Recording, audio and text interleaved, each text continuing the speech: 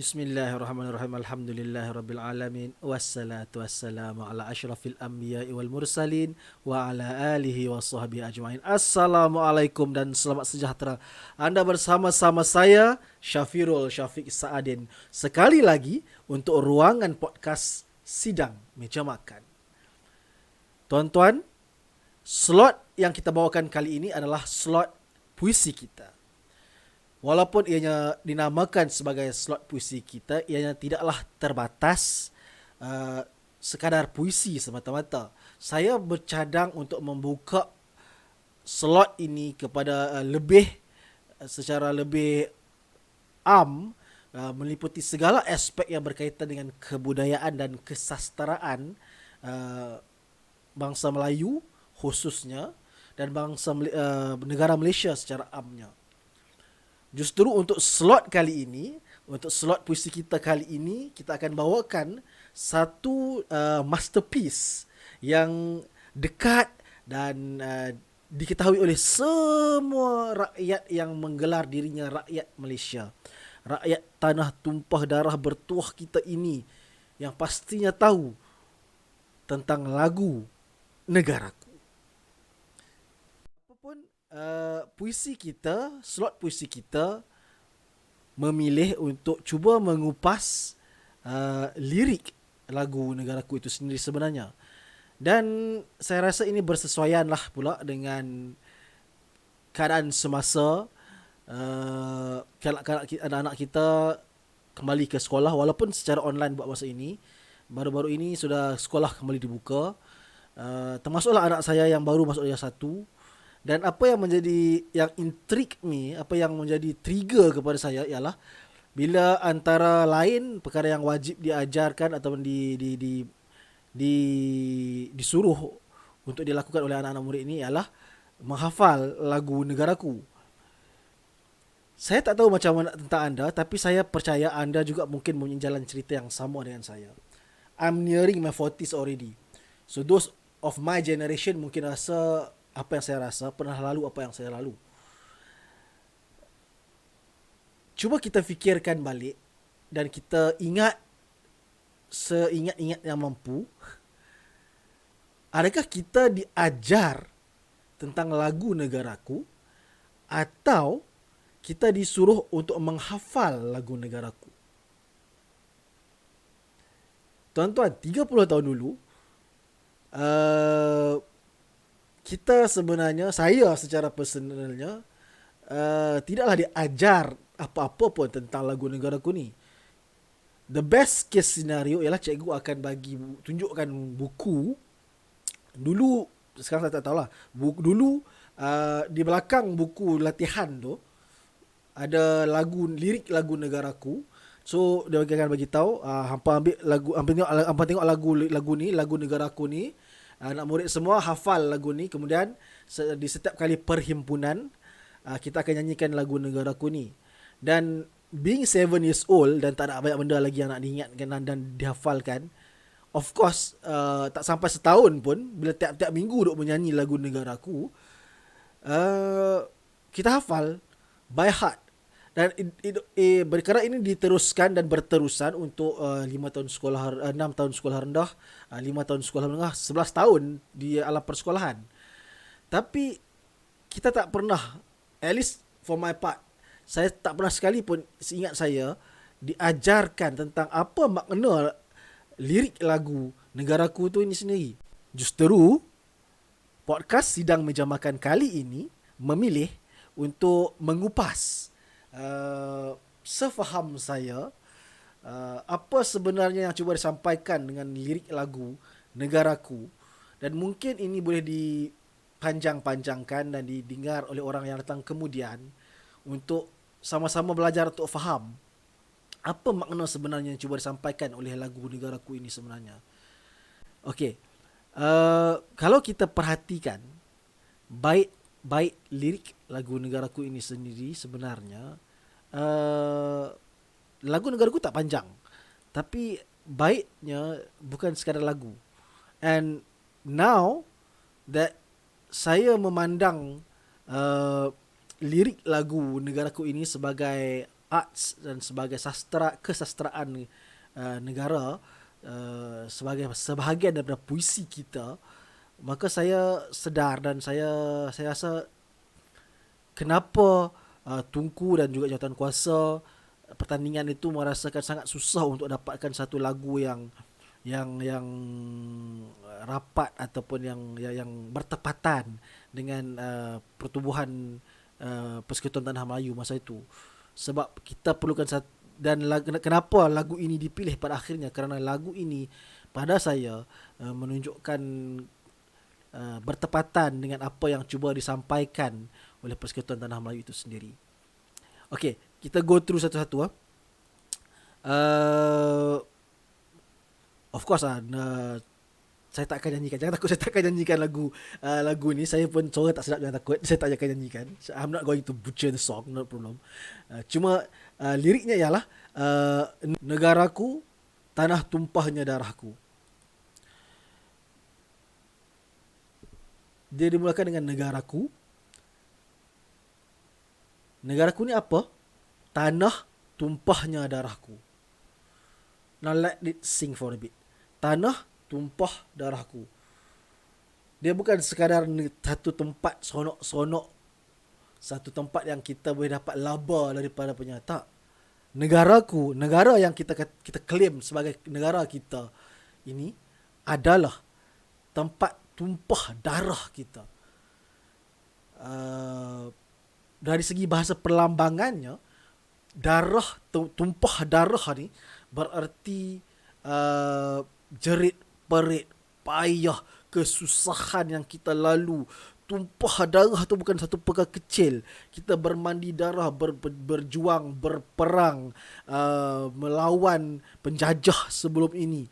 Dan kalau kita berperang sekalipun, ini macam saya katakan tadi, tempat tumpahnya jerit, perit, payah, air mata, keringat, segalanya kepada tanah ini.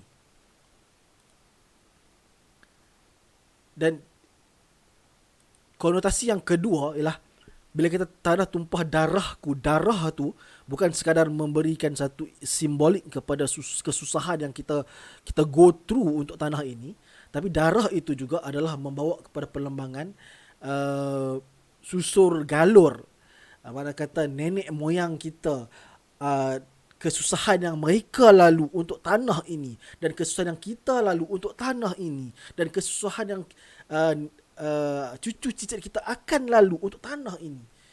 Darah itu perlambangan keturunan, perlambangan satu bangsa keseluruhan kita. Kemudian tanah tumpah darahku, rakyat hidup bersatu dan maju. Kita tumpahkan darah kita. Kita berperit, berjerih payah untuk tanah ini. Untuk apa? Supaya rakyat dia boleh hidup, rakyatnya boleh hidup, bersatu dan maju. Rakyatnya boleh bersatu dan maju. Kenapa tak disebut, perkataannya mudah, bersatu dan maju, tapi kenapa saya rasa even on 1957 sekalipun ketika lirik ini ditulis, boleh saja disebutkan perkataan-perkataan yang mungkin lebih advance atau lebih bombastik pada masa itu, saya rasa. Tapi tak dipilihnya perkataan bersatu dan maju. Kenapa? Sebab macam saya katakan tadi, jerih payah yang ditumpahkan ke atas tanah ini bukan untuk mendapat laba, dapat kesenangan, dapat keseronokan dan sebagainya. Bukan. Sebab ianya ditumpahkan supaya rakyatnya, kita ni, rakyat ni boleh hidup dalam keadaan bersatu. Bila kata bersatu ni tuan-tuan, automatik secara confirm kefahamannya ialah ianya datang daripada puak-puak kelompok-kelompok lain yang berbeza. Kalau satu kelompok saja, dia tak sebut bersatu. Kelompok yang berbeza dalam negara ini di-acknowledge pada peringkat awal. Kita tumpahkan darah kita, kita semua ada kelompok yang berbeza, keturunan yang berbeza, negeri yang berbeza, bangsa yang berbeza, agama pun mungkin berbeza, tapi semuanya untuk bersatu. Dan bersatu untuk apa? Duduk saja? Seronok-seronok? Tak. Bersatu dan maju. Maju ini membawa konotasi bergerak ke hadapan. We are always improving ourselves. Kalau dulu macam ni, kemudian kita naik ke depan, kita maju ke depan, kita jadi advance, jadi lebih hebat lagi. Kita maju lagi daripada yang sebelumnya. Itu konotasi negaraku itu. Negara ini dibangunkan oleh kita yang bermandi darah, menumpahkan darah supaya semua kita boleh bersatu dan maju ke depan. Itu yang pertama. Kemudian bait yang seterusnya ialah rahmat bahagia Tuhan kurniakan. Rahmat bahagia. Now, macam saya katakan tadi, perkataannya banyak, perkataannya pelbagai, tapi kenapa dipilih rahmat dan bahagia? Rahmat ini yang pertamanya konotasinya ialah dia bukan sekadar satu capaian keadaan yang mana kita boleh usahakan semata-mata, tapi ia juga perlu diberi oleh Sang Pencipta. Ia perlu rahmat Allah Subhanahu Wa Taala ini perlu diusahakan oleh kita, tapi kita juga perlu minta daripada Allah Subhanahu Wa Taala. Kita perlu dapatkan daripada Allah Subhanahu Wa Taala. You cannot just demand it. Kita kena dapatkan. So rahmat dan kebahagiaan yang kita dapat ni datang daripada Allah Subhanahu Wa Taala. Tak cukup dengan tak clear lagi, ditambah lagi Tuhan kurniakan. So rahmat dan bahagia yang kita nak cari, kita nak satu, kita nak maju untuk apa? So that kita dapat rahmat, kita dapat kebahagiaan, kita rasa senang duduk di sini, kita tak ada rasa permasalahan racial tension misalnya, kita tak ada masalah rasa kita ini ditindas misalnya. So rahmat dan kebahagiaan yang digariskan ini datang daripada Tuhan. Tuhan kurniakan. Dan bukan setakat itu, Tuhan juga Allah SWT juga mengurniakan kita. Mohon dalam lirik ini, bait seterusnya ialah Raja kita selamat bertahta. Raja kita selamat bertahta. Dia tak sebut yang di Pertuan Agong, dia tak sebut Sultan Melaka, Sultan Kedah, Sultan Perak, Sultan Raja Perlis. Dia tak sebut macam tu. Dia sebut Raja kita selamat bertahta. Apa kaitan raja lah dengan lagu negaraku, satu kerajaan atau satu negara yang baru dibentuk ni dalam berbentuk federal pula tu kan? Sebab dalam sistem berkerajaan yang kita bentuk, federalism yang kita bentuk, uniknya Malaysia ialah kita ada satu kepala atau satu ketua negara yang kita panggil ataupun kita lantik di kalangan raja-raja, iaitu yang di Pertuan Agong. Bukannya baginda sebagai the ultimate power. Dia bukan macam Ratu Queen Elizabeth di England, mana-mana dia seorang yang pegang ultimate power dan the rest akan ikut kata dia. Tak. Dia lebih kepada that's why dijadikan sistem penggiliran. Dia tidaklah semestinya yang di Pertuan Agong itu berada di atas raja-raja Melayu, bukan. Mana kata setiap negeri yang beraja, kita mohon semua raja-raja kita ini, bila kita sebagai semua orang lah, jika anda yang menonton orang Johor, anda juga anda mendoakan raja anda, pemerintah anda, sultan anda untuk selamat bertahta. Begitu juga saya orang Kedah bercakap dan menyanyikan lagu ini, saya mendoakan supaya Sultan Negeri Kedah selamat bertahta. Kenapa selamat bertahta? Sebab tuan-tuan, kita sistem penggiliran, kita ada berapa orang sultan yang duduk dalam atas tahta ni. Pertamanya selamat bertahta, of course lah, because sultan tanpa tahta meaning it's not a sultan lah kan. Dia bukan seorang sultan. Sultan yang bertahta adalah sultan yang berkuasa, yang memegang kuasa. Tapi bila sistem penggiliran ini dibuat di Malaysia, sistem ini memerlukan kesefahaman, kesepakatan bersatu antara raja-raja kita untuk kekal selamat bertahta. That sultan dan raja-raja tak boleh nak nampak ataupun perceived by the public, kita orang ramai, sebagai macam clash between them. Nah, so, tak boleh lah macam Sultan Perak buat statement, Sultan Selangor buat statement yang bercanggah, Sultan Kedah bercakap macam ni, Sultan Johor cakap macam ni, dan bercanggah, dan dia akan menjadikan orang jadi confused, public akan jadi confused dan sebagainya, akan berpecah belah. So kita mendoakan dengan raja-raja kita, uh, dirahmati Allah, rahmat dan berbahagia, kan, kekal di atas takhta, kan, dalam keadaan yang harmoni, yang harmoni. Justru dan rangkap ini diulang dua kali sebenarnya. Yang tadi yang negaraku tanah tumpahnya darahku itu sekali saja, tapi rahmat bahagia Tuhan kurniakan ini dua kali. Jadinya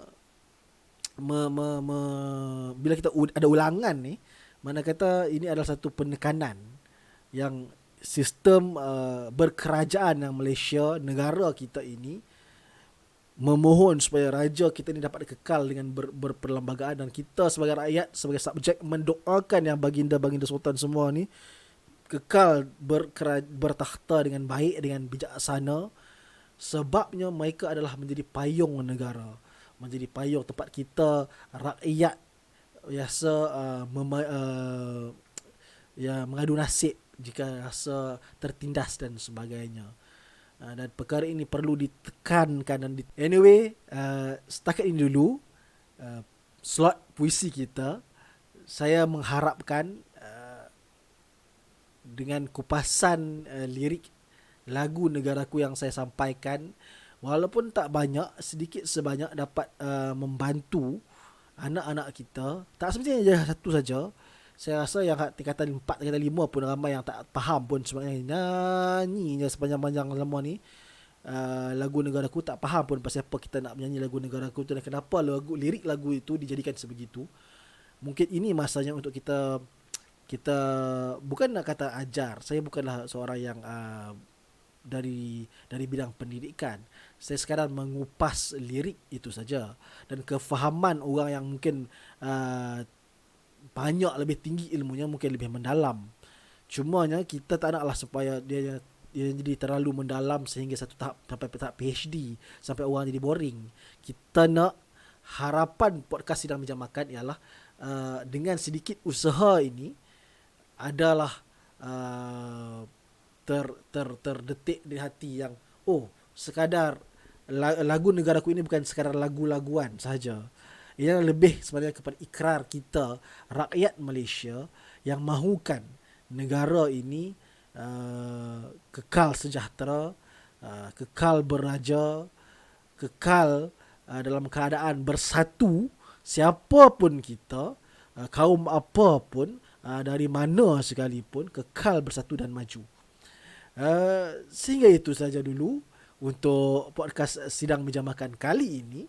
InsyaAllah jika diberikan kesempatan oleh Allah Subhanahu Wa Taala, saya akan bersiaran sekali lagi. Sehingga bertemu lagi.